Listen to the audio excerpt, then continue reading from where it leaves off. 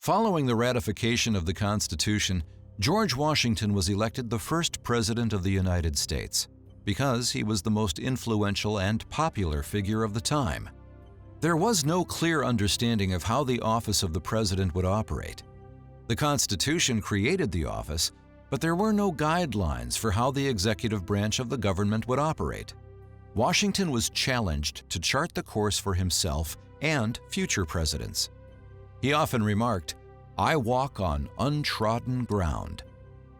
During his 2 terms in office, Washington set many precedents for the position. These remain accepted procedure and created the foundation for success in the new republic. The Constitution did not address the title of the new president. Much discussion and debate centered on this seemingly trivial issue. Some believed the office needed to project a proper level of reverence and dignity. Others, including George Washington, believed a simpler title reflected the true Republican nature of the new government.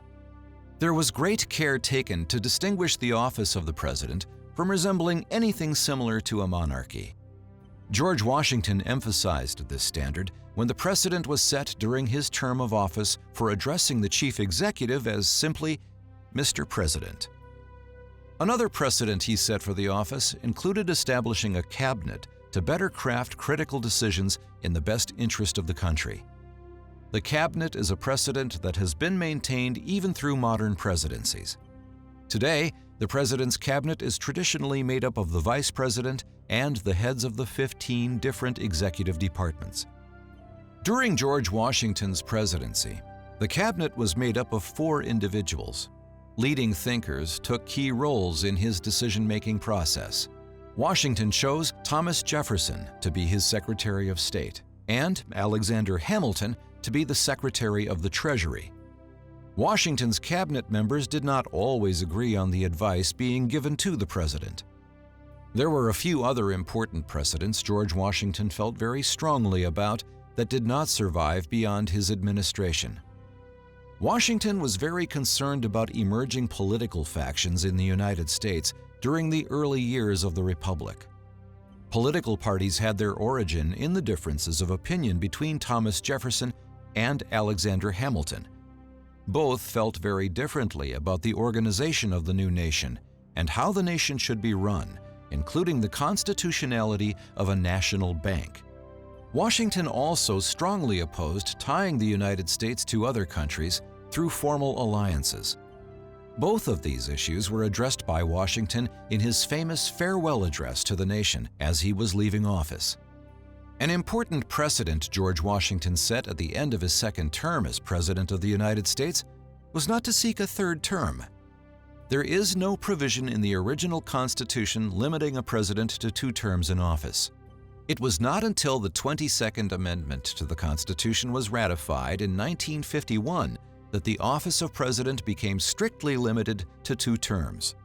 The precedent Washington set for this voluntary limit was followed by every president until Franklin Roosevelt was elected 4 times in the 1930s, 1940s. The election of 1796 was a bitter contest between John Adams, a Federalist, and Thomas Jefferson, a Democratic Republican.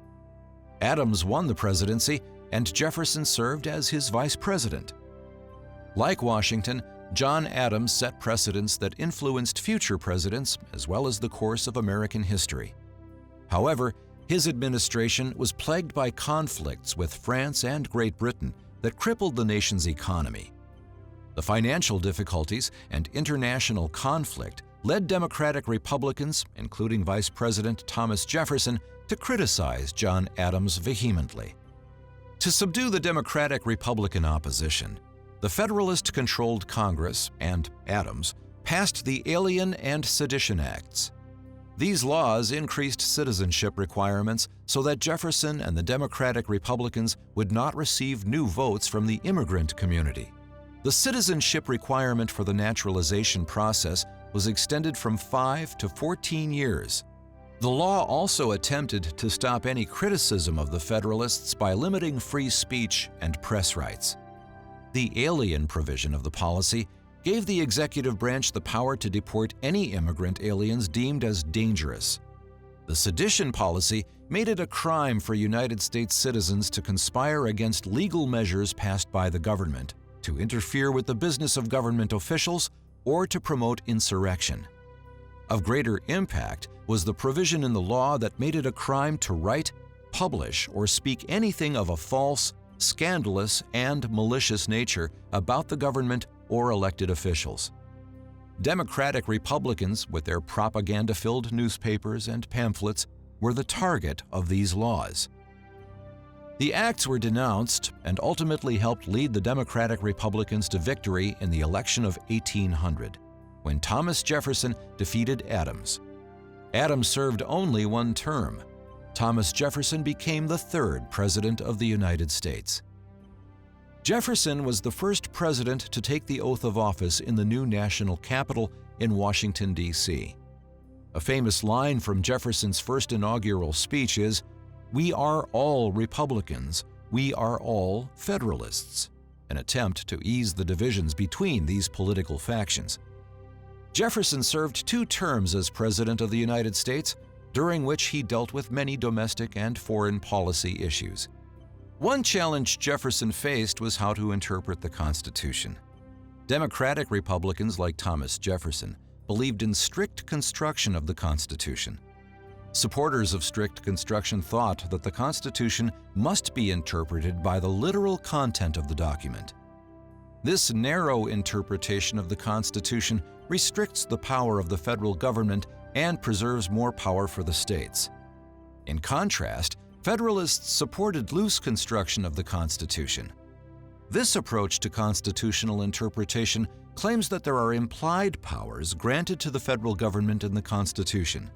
These powers may not be explicitly listed, but are still granted to the federal government.